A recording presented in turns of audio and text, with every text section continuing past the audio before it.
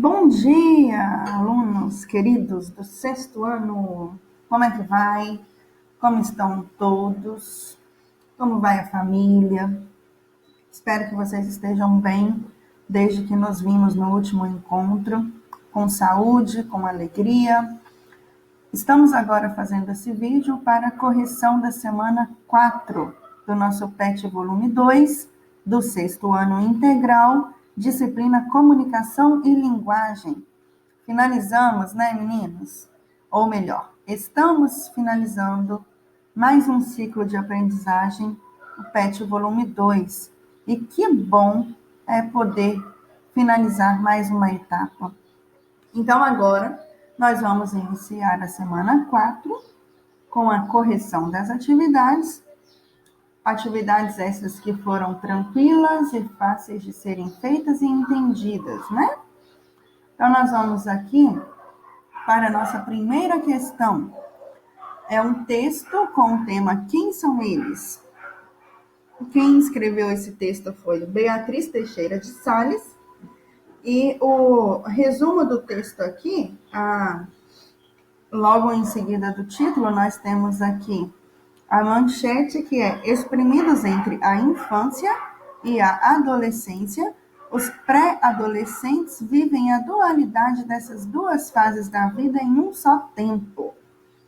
Esse texto foi publicado no jornal Estado de Minas, na seção do Caderno Feminino, na cidade de Belo Horizonte, em 14 de maio de 2000, na página 10. Nós não leremos esse texto na íntegra, como nós já estamos fazendo nas últimas correções, para não delongar tanto o vídeo, visto que são muitas atividades, o vídeo não ficará tão grande, correto? Então, eu vou pedir para vocês, como sempre, que pausem o nosso vídeo, realizem a leitura do texto e voltem aqui para que nós consigamos responder as perguntas. A pergunta, assim, logo após o texto, nós temos aqui uma breve explicação de cada termo usado aí nos jornais, né, nos editoriais de jornais, os termos que compõem a linguagem jornalística. E aí nós temos a explicação do que é um artigo, do que é um editorial, do que é uma entrevista, uma legenda. Nós vimos aqui também sobre a explicação do que é uma lead, uma manchete, uma notícia, pauta e reportagem. Certo, visto então tudo isso, nós vamos aqui para a pergunta A, que é o seguinte: qual o nome do jornal que veiculou o texto? Já expliquei aí para vocês que foi publicado no jornal Estado de Minas, na seção Caderno Feminino. A opção B, qual o local e a data da publicação? Também já falamos sobre. Ela foi feita em Belo Horizonte, no dia 14 de maio de 2000, na página 10. Quem é a autora da reportagem? Também já contei para vocês logo no início aí, Beatriz Teixeira de Sales. Qual é o assunto? Bom, o assunto desse texto é que, espremidos entre a infância e a adolescência, os pré-adolescentes vivem a dualidade dessas duas fases da vida a um só tempo. Ok? O item 2 pede para nós preenchermos o quadro com algumas informações sobre esse texto. O título da reportagem: quem são eles? Onde foi publicada a reportagem? Já falamos aqui 3 vezes que foi no Jornal Estado de Minas, na seção Caderno Feminino. A data da publicação: 14 de maio de 2000. O argumento inicial da autora, como é que ela inicia o seu texto? A autora diz que quando os pais querem que eles, ou seja, os seus filhos pré-adolescentes, façam alguma coisa, lá vem o discurso. Você já é bem grandinho, mas quando não querem liberá-los para ir a algum lugar ou fazer alguma determinada coisa, falam: você ainda é muito novo, não pode. E aí o argumento é, afinal, são muito novos ou já cresceram? Esse é apenas um exemplo da dificuldade de ser pré-adolescente, ou melhor, quase adolescente, pois o termo pré-adolescência não é reconhecido cientificamente. Agora, essa tabela nos pede a opinião expressada pelos adolescentes entrevistados. Nós tivemos 5 entrevistados: Isabela, Fernanda, Tiago, Frederico e Cecília. O que é que cada um deles expressa? Como é que eles pensam sobre esse assunto? Bom, a Isabela disse que às vezes a incomoda ver que ir sozinha ao shopping não pode, mas se ela quer brincar de boneca, eles falam que ela já é bem grande. A Fernanda diz que a preocupação dos pais se divide entre a ameaça de violência real e um pouco de neura. Já o Tiago diz que os pais são muito imaginativos, só pensam que coisas ruins irão acontecer. Frederico se queixa de não poder ir às reuniões de grupo sozinho. E a Cecília reconhece que dá para entender a preocupação dos pais. Meus queridos, todas essas informações respondidas aqui estão no texto. Basta vocês irem consultando o texto para conseguir montar as respostas, tá bom? Agora nós temos um outro texto que é de Maurício de Souza.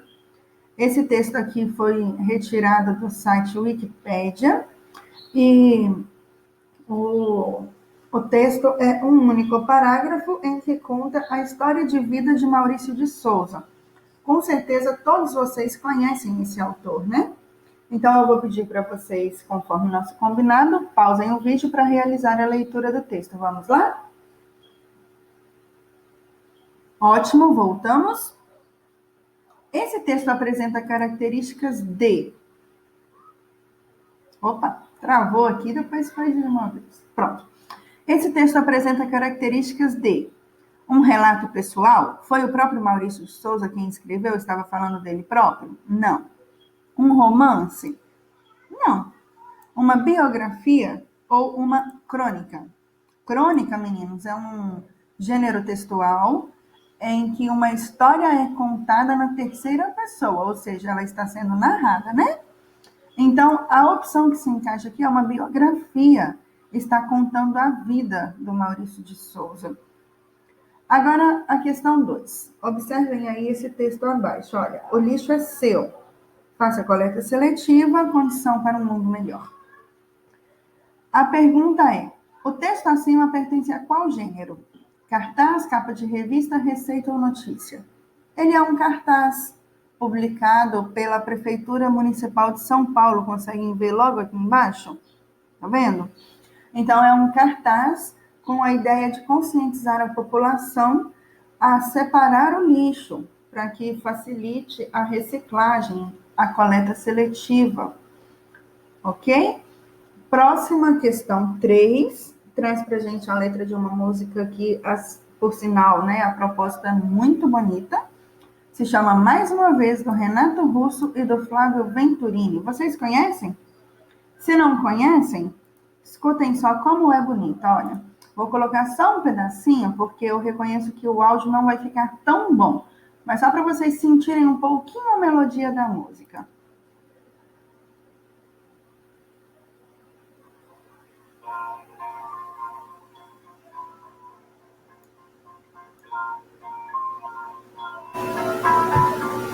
Mas é claro que o sol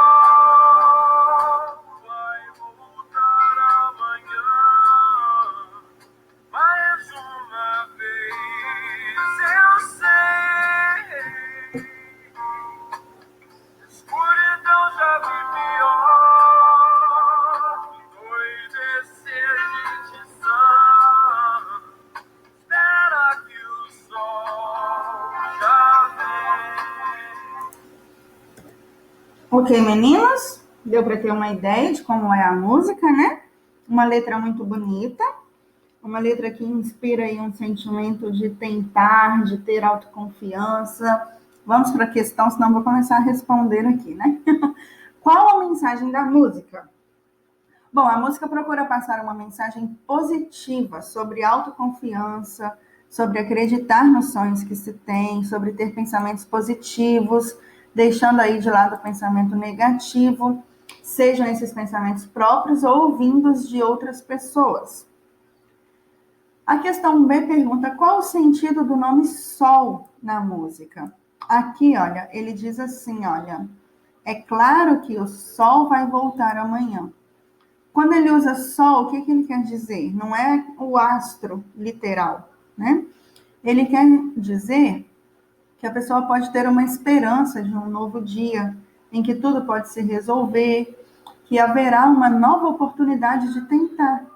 A cada dia que nasce, nasce junto com ele uma nova oportunidade, uma nova chance de se viver, de tentar, de resolver os problemas que se tem, de ir atrás dos sonhos que se tem, de lidar com os sentimentos que se tem.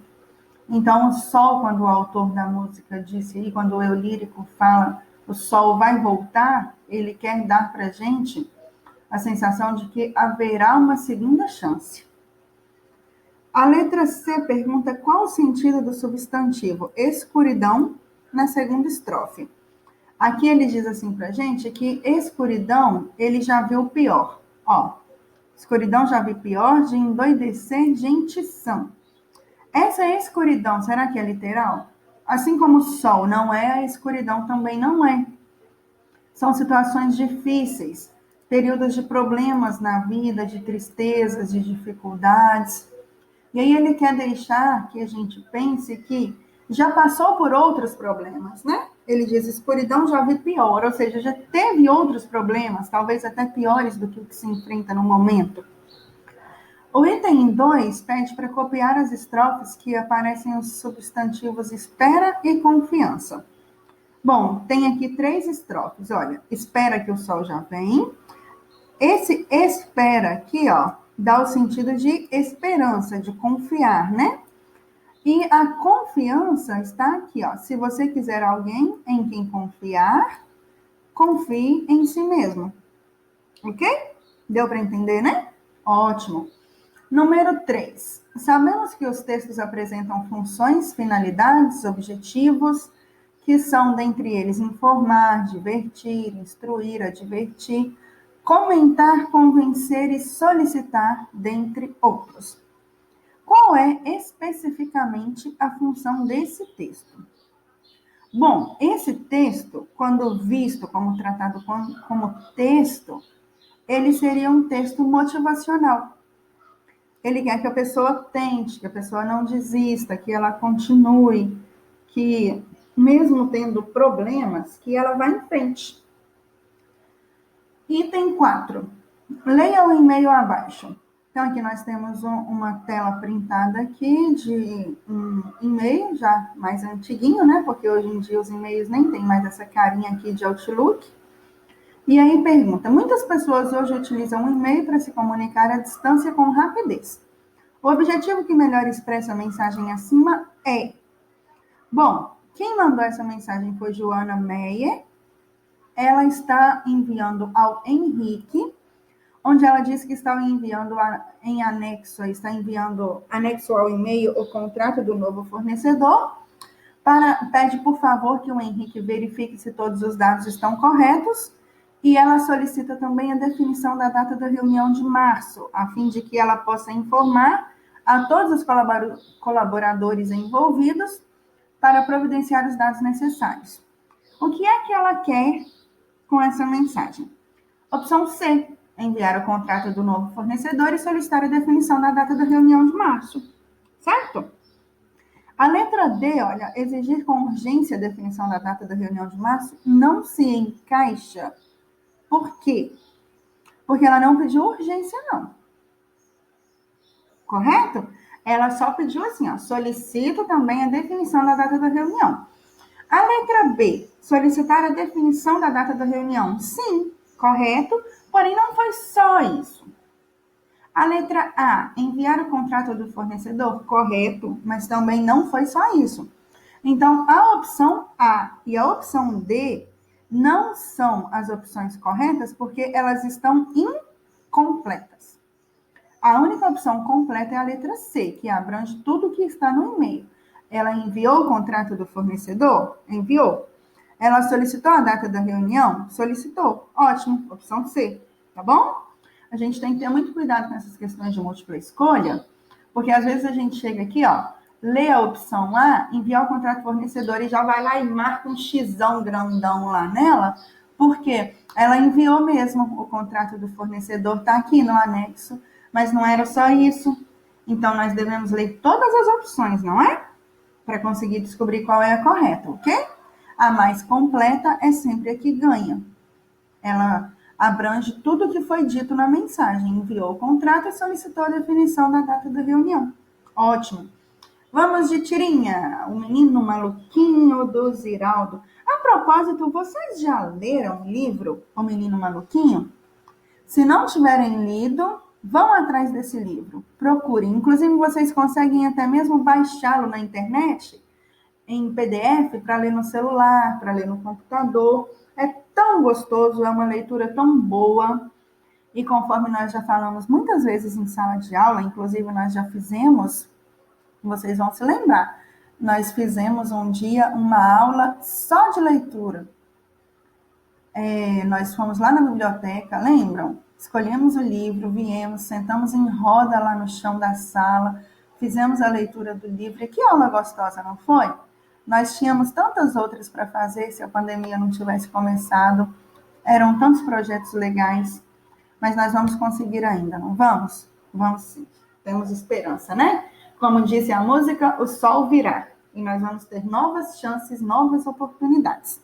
Então, vamos ler aí a tirinha do Menino Maluquinho. Ó, ele pergunta para a mãe dele assim: Mãe, é verdade que nessa terra, em se plantando, tudo dá? Aí a mãe fala: É. Continua lá lavando as vasilhas, as louças dela, de repente, plim! Ela pensa, ela raciocina no que o menino falou, fica surpresa, né? E vai correndo lá onde está o Menino Maluquinho. Aí ela pergunta: Maluquinho, o que você fez com a minha bolsinha de trocados? Olha lá onde está o Menino Maluquinho. Plantando.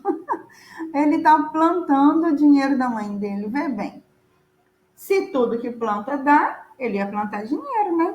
Eu já pensei nisso, viu, gente? Ou melhor, questão 1.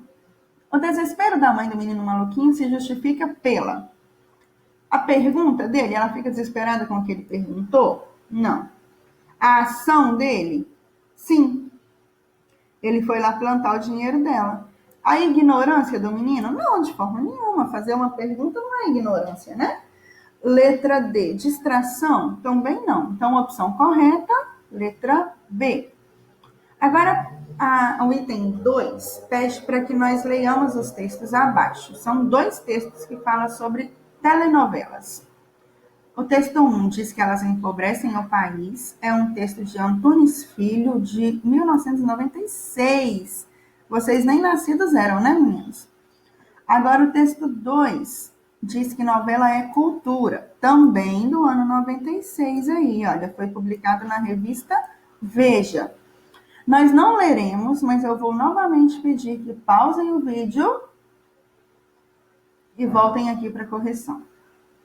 Com relação ao tema telenovela, marque a alternativa correta. Letra A. Nos textos 1 e 2 encontra-se a mesma opinião sobre telenovela? Olha, pelo próprio título a gente consegue saber que não. Um diz que a novela é cultura, o outro diz que ela empobrece o país. A letra B. No texto 1, compara-se a qualidade das novelas aos melhores filmes americanos? O texto 1 está dizendo que elas empobrecem o país, então como é que está comparando? Aqui, ao contrário, diz assim, olha, que as telenovelas é algo muito pior que os filmes mais baratos americanos. Ok? Opção C. No texto 2, algumas telenovelas brasileiras são consideradas obras de arte? O texto 2 é onde diz que ela é cultura. E sim, aqui diz, olha, a telenovela brasileira é um produto cultural de alta qualidade técnica e algumas delas são verdadeiras obras de arte. Vamos ler a opção D só para ter certeza. No texto 2, a telenovela é considerada uma bobagem.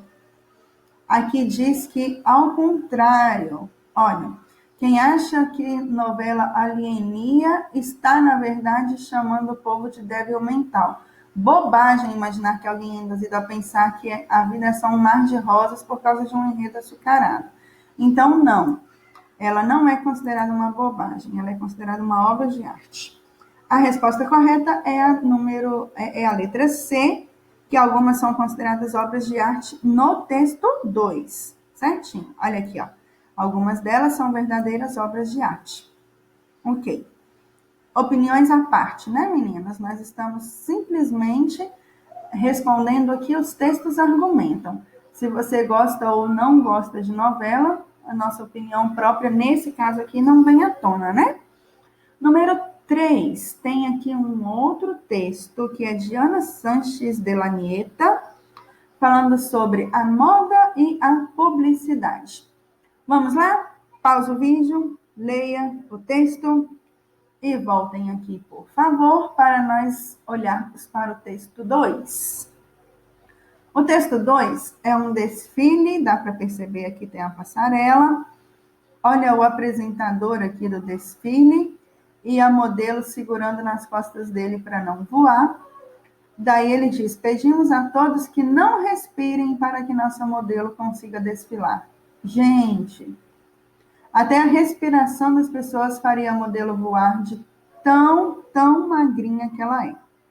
O texto 1, conforme vocês leram, está alertando aí para o problema de como as modelos pensam devido ao que a mídia veicula, né? Elas querem estar extremamente magras para que elas consigam alcançar aí o ápice do sucesso na carreira de modelos, ok? E trata sobre o problema, os desequilíbrios psíquicos que pode acompanhar a pessoa aí quando ela leva um pensamento dessa forma.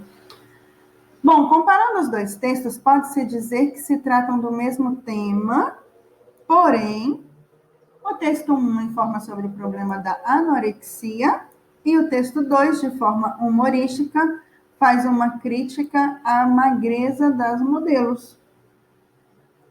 Ok? Entendido?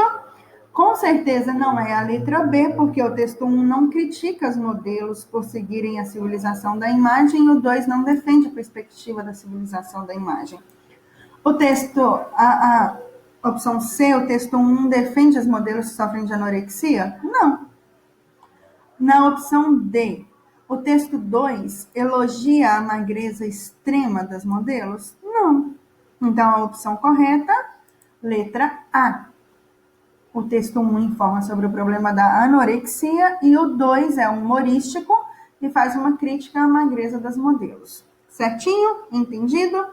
Meninos, eu quero então agradecer a vocês por mais uma vez estarem aqui juntos para que nós consigamos resolver aí as questões do nosso PET. Quero dizer que logo mais nos veremos de novo com um novo vídeo iniciando o ciclo do volume 3 do PET. Desejo que vocês consigam colocar as atividades em dia. Estou esperando as atividades de vocês através dos links que nós mandaremos lá no grupo. Fiquem com Deus, fiquem em paz, vocês e a família toda.